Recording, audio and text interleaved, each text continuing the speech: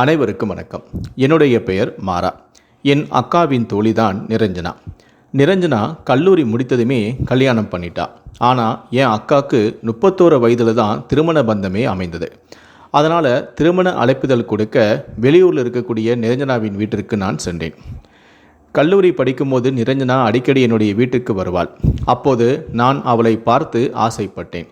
அவள் மீது நான் காதல் கொண்டேன். விக்ரமின் மகனான துருவ் விக்ரம் நடித்த பைசன் படத்தில் எப்படி தன்னுடைய அக்காவின் தோழியை துருவ் விக்ரம் விரும்புவானோ அதே போலதான் நானும் சிறு வயதில் நிரஞ்சனாவை விரும்பினேன். அவளை நான் காதலித்தேன். ஆனால் நாட்கள் செல்ல செல்லதான் எனக்கு ஒரு விஷயம் புரிந்தது. நிரஞ்சனா மீது எனக்கு இருந்தது காதல் அல்ல, காமம் என்று. அதன் பிறகு எப்படியாவது நிரஞ்சனாவை நான் அனுபவிக்க வேண்டுமென ஆசைப்பட்டேன். ஆனால் அதற்குள்ளாகவே நிரஞ்சனாவுக்கு திருமணமே முடிந்துவிட்டது. அவளும் திருமணம் முடிந்த கையோடு தன் கணவன் இருக்கக்கூடிய வெளியூருக்கு சென்று விட்டாள். தற்போது பல வருடங்களுக்கு பிறகு அவளை பார்ப்பதற்காக திருமண பத்திரிகையோடு அவளின் வீட்டிற்கு நான் சென்று கொண்டிருக்கின்றேன். அந்த நாட்களை எல்லாம் நான் நினைத்து பார்த்தபோது வெக்கத்தில் எனக்கு சிரிப்பு தான் வந்தது.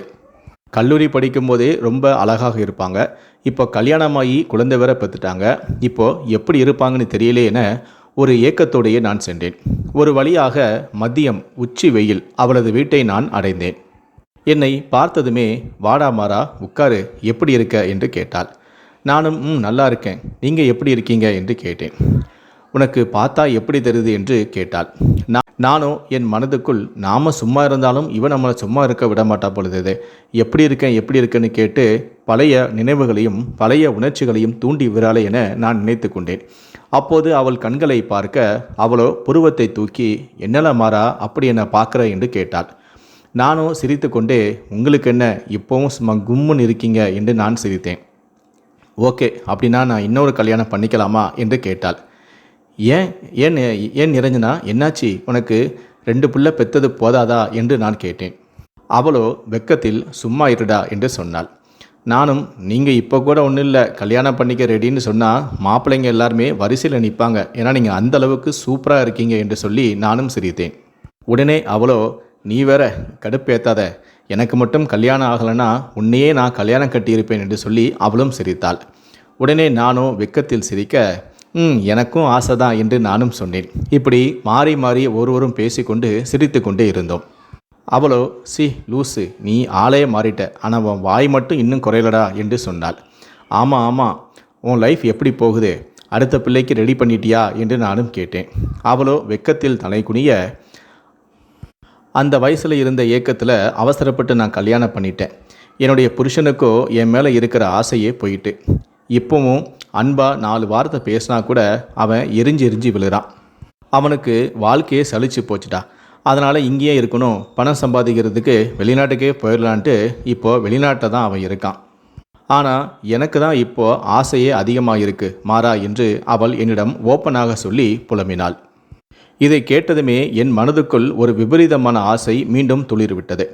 அப்போது நிரஞ்சனா இன்னும் ஏக்கமாக தான் இருக்கா போல என்று நான் மீண்டும் அவளை அடைய வேண்டும் என்ற எண்ணம் எனக்குள் தோன்றியது. சரி இரு, மதிய நேரம் வந்திருக்க, சாப்பிட்டுட்டு போ என்று அவள் சாப்பாடை எடுத்துகிட்டு வரேன்னு சொல்லிட்டு கிச்சனுக்குள் போனாள். அவளது கொலுசு முத்துக்கள் சலக் சலக் என்று குலுங்க அவள் நடந்து போகும்போது வடக்கு தெற்கு என ஆடிய அவளுடைய பின் அழகை பார்த்து நான் ரசித்தேன். தலைமுடியை சுருட்டி கொண்டை போட்டும் இருந்தாள். அவளது பின் அழகை பார்த்ததும் எனக்குள் தூங்கி கொண்டிருந்த உணர்வுகள் துளிர்விட்டு கொதிக்க ஆரம்பித்தது. அவளோ புருஷனை பிரிஞ்சு ரொம்ப மன உளைச்சல்லையும் ஏக்கத்தில் தான் இருக்கா. நாம் பேசி பார்க்கலாம், வீட்டில் யாருமே இல்லை, குழந்தைங்க கூட எல்லாமே ஸ்கூலுக்கு போயிடுச்சு. இப்போ அவளும் நானும் மட்டும்தான் இருக்கோம். எது நடந்தாலும் இந்த ரூமுக்குள்ளே தான், இந்த விஷயம் எப்படியும் வெளியே தெரியாது. அதனால் நாம் ட்ரை பண்ணி பார்க்கலாம், நிரஞ்சனா தானே, எதுவும் பண்ண மாட்டா, பெருசாக நமக்கு எந்த பிரச்சனையும் வராது என்று ஒரு துணிச்சலோடு நான் ஏதாவது செய்ய வேண்டும் என அவளை பின்தொடர்ந்து நானும் சமையலறைக்கு சென்றேன். முயற்சி பண்ணி பார்ப்போம் ஏதாவது நடக்குதான்ட்டு நான் தைரியத்தை வரவழைத்து கொண்டு நானும் கிச்சனுக்கு சென்றேன். என்னை பார்த்ததும் என்னல மாறா இங்கே வந்துட்ட என்று கேட்டாள். உன்னை ரசிக்க தான், அங்கே இருந்தால் நீ என்ன பண்ணுறேன்னு தெரியல, அதான் உன் பக்கத்தில் நின்று உன்னை ரசிக்கலான்னு வந்தேன் என்று சொன்னேன். ஓகே அப்படியா, நம்பிட்டேன் என்று சொல்லி சிரித்து கொண்டே இருந்தாள். நானும் சிரித்து கொண்டே உண்மையாக தான் நான் சொல்கிறேன், உனக்கு என்ன பிடிக்குமான்னு கேட்டேன்.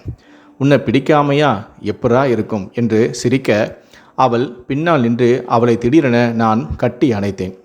வயிற்றில் கையை கோர்த்து அவளுடைய கழுத்தில் நான் முத்தத்தை பதிந்தேன். டேய் லூசு, என்னடா பண்ணுற, விடுடா விடுடா என்று சொன்னாள். நானும் சிரித்து கொண்டே நீதானே என்ன பிடிக்கும்னு சொன்ன என நான் மீண்டும் மீண்டும் அவளுடைய கழுத்தில் முத்தத்தை கொடுத்து கொண்டே இருந்தேன்.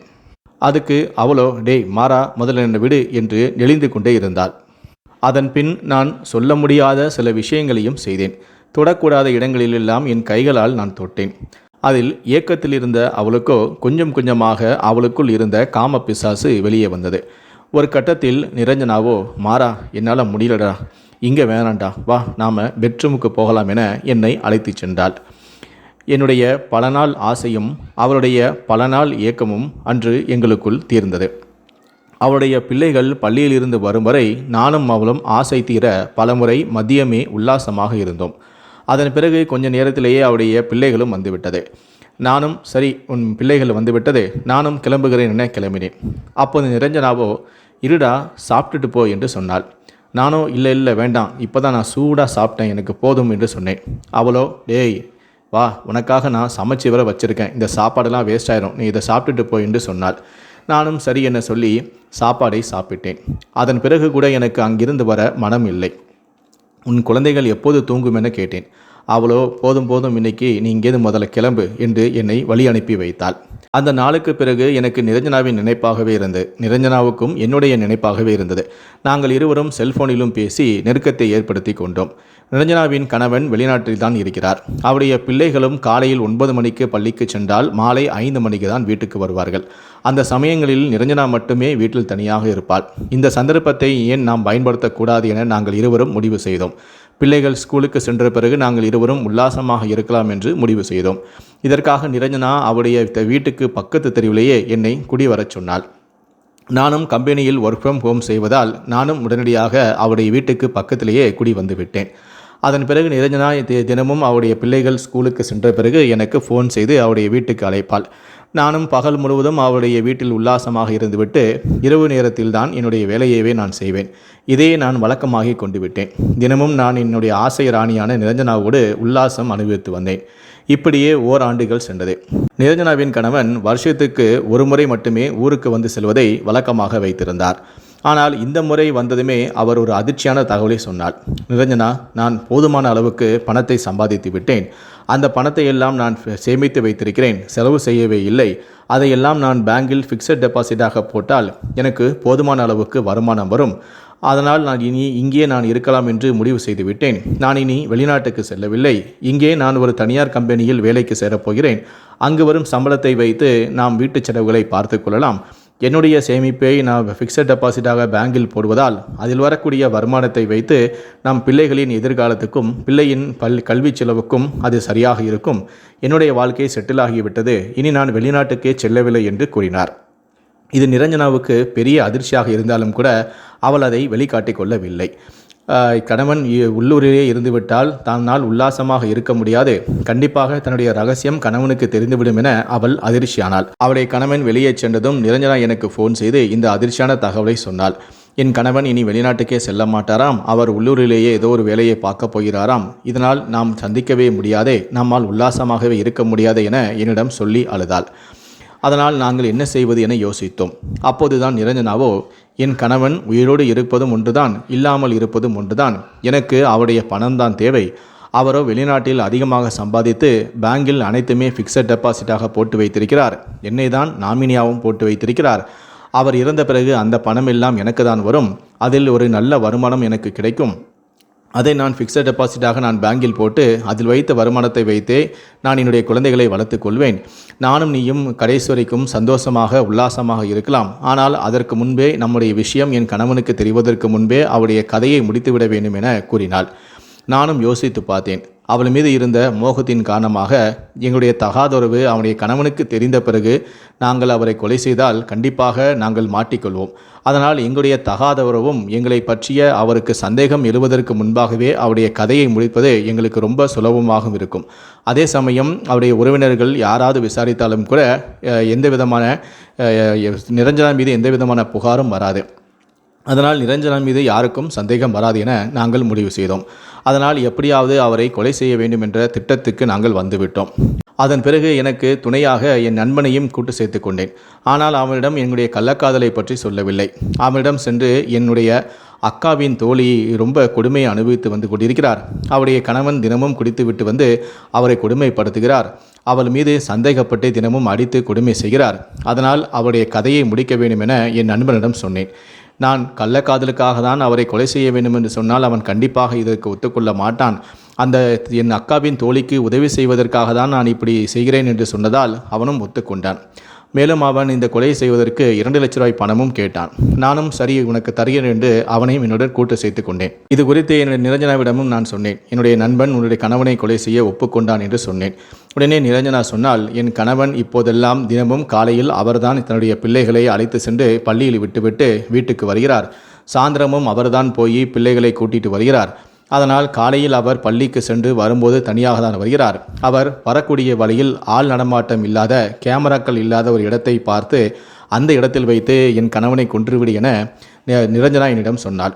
நானும் இதுதான் நல்ல ஒரு திட்டமாக இருக்கிறதே என்று சொல்லி நான் அவர் செல்லக்கூடிய வழியிலேயே அவரை பின்தொடர்ந்து எந்த இடத்தில் வைத்து அவரை கொலை செய்தால் நாங்கள் மாட்டிக்கொள்ள மாட்டோம், எந்த இடத்தில் கேமரா இல்லை என்பதையும் நாங்கள் நோட் செய்து கொண்டோம். அதன் பிறகு கடைக்கு சென்று ஒரு கத்தியையும் வாங்கி வைத்து கொண்டோம். சம்பவத்தன்று நிரஞ்சனாவின் கணவன் வழக்கம் போல அவருடைய பிள்ளைகளை அழைத்து கொண்டு பள்ளியில் விட்டு திரும்பி வந்து கொண்டிருந்தார். அப்போது எங்களை அவர் அடையாளம் கண்டு கொள்ளக்கூடாது என்பதற்காக நாங்கள் இருவரும் ஹெல்மெட் அணிந்து கொண்டோம். அதன் பிறகு அவர் எங்களுக்கு முன்னால் செல்ல நாங்கள் அவரை பின்தொடர்ந்து சென்றோம். நாங்கள் பார்த்து வைத்திருந்த அந்த ஆள் நடமாட்டம் இல்லாத வந்த இடத்தில் அவர் வரும்போது வேகமாக சென்று எங்களுடைய பைக்கின் மூலமாக அவருடைய பைக்கை இடித்தோம். அவர் நிலை தடுமாறி கீழே விழுந்தார். அப்போது நானும் என் நண்பனும் சேர்ந்து அவரை சரமாரியாக குத்தினோம்.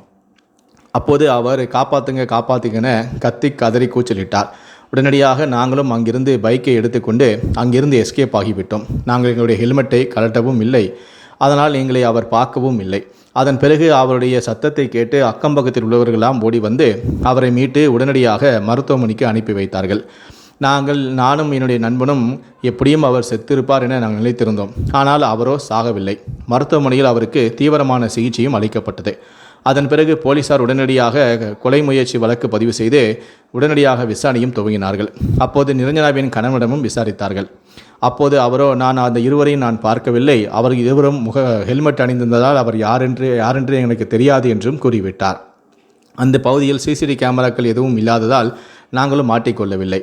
அந்த சமயத்தில் உங்களுக்கு யார் மீதாவது சந்தேகம் இருக்கிறதா என்று நிரஞ்சனாவின் கணவரிடம் கேட்டார்.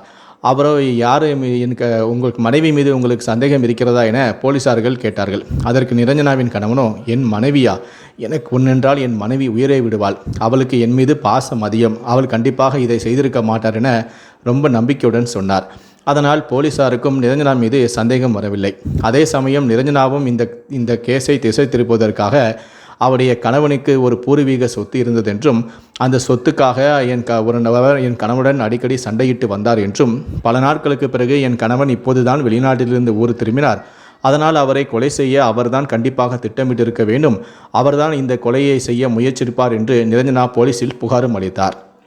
அந்த புகாரின் பேரில் போலீசார் நிரஞ்சனா கூறிய அந்த நபரை காவல் நிலையம் அழைத்து வந்து விசாரணை மேற்கொண்டனர். அப்போது அவரோ, இந்த கொலைக்கும் எனக்கும் எந்த விதமான சம்பந்தமும் இல்லை, எங்களுக்குள் சொத்து பிரச்சனை இருப்பது உண்மைதான். ஆனால் அதற்காக அவரை கொலை செய்துவிட்டு இருக்கிற சொத்தை கூட அனுபவிக்காமல் என்னுடைய நாட்கள் ஃபுல்லையெல்லாம் நான் ஜெயிலில் கழிப்பதற்கு நான் முட்டாள்கள் அல்ல. நான் சட்ட ரீதியாகவே அதனை எதிர்கொள்ள நான் தயாராக தான் இருக்கின்றேன். அதனால் நான் ஏன் இப்படி கொலை செய்து தேவையில்லாமல் பிரச்சனையில் நான் மாட்டிக்கொள்ள நான் விரும்பவில்லை. இதற்கும் எனக்கும் எந்த விதமான சம்மதமும் இல்லை.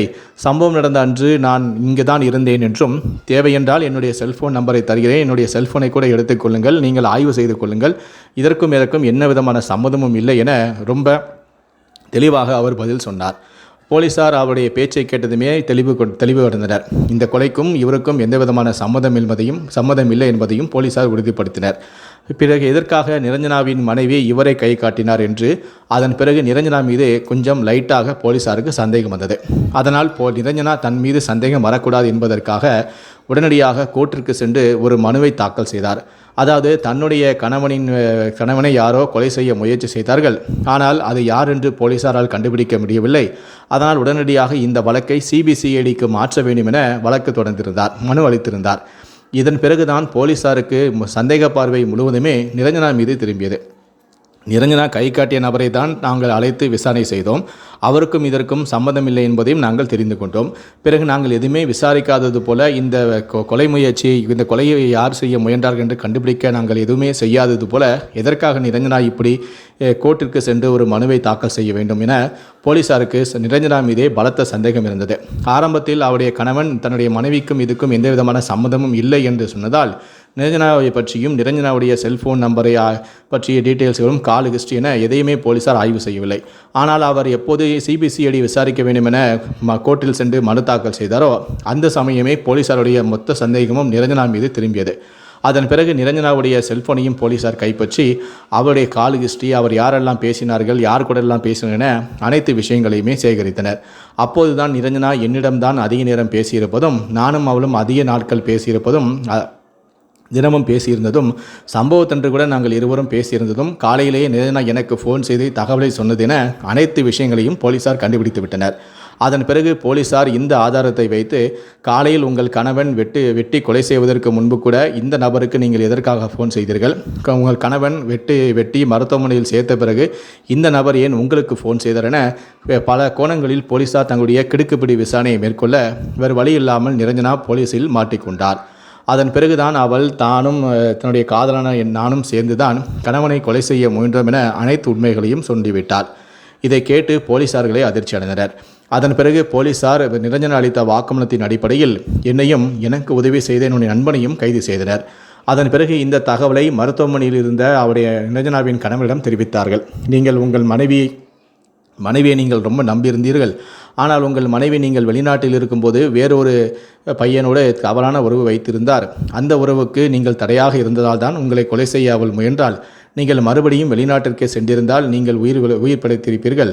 ஆனால் நீங்கள் உள்ளூரிலேயே இருக்க போகிறேன் என்று உங்கள் மனைவியிடம் சொன்னதால் தான் அவர் தன் காதலுக்கு தன் கணவன் இடையராக இருக்கிறாரே என எண்ணி உங்களையே கொலை செய்ய முடிவு செய்துவிட்டால். அது மட்டுமல்ல, நீங்கள் அவளை தான் நாமினியாக போட்டிருந்ததால் உங்களை கொலை செய்தாலும் கூட அவளுக்கு நிறைய பணம் கிடைப்பதால் அவள் இந்த காரியத்தை செய்ய துணிந்து விட்டாள் என அனைத்து விஷயங்களையுமே போலீசார் நிரஞ்சனாவின் கணவனிடம் கூறினார்கள். இதை கேட்டதுமே என்னுடைய மனைவியா இப்படி செய்தாள் என அவரும் கதறி அழுதார். அவர் அழுததை பார்த்து போலீசார்களே கண்கலங்கினார்கள்.